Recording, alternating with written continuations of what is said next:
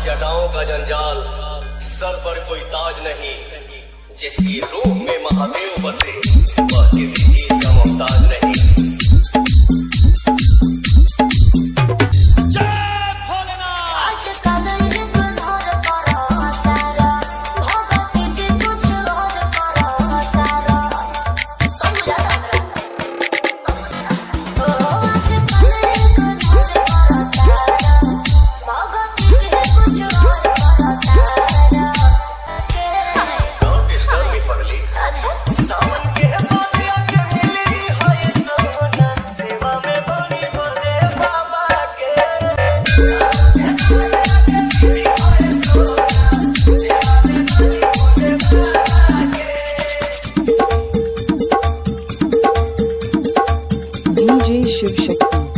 DJ Shiv Shakti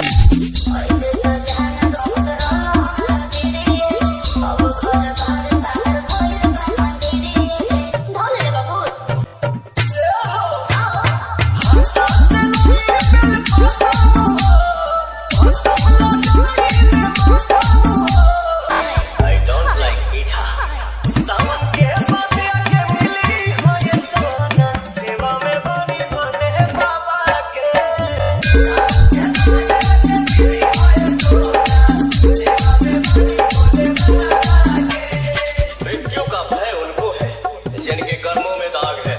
हम महाकाल के भक्त हैं गुरु, हमारे खून में ही आग है। जय भोलेनाथ।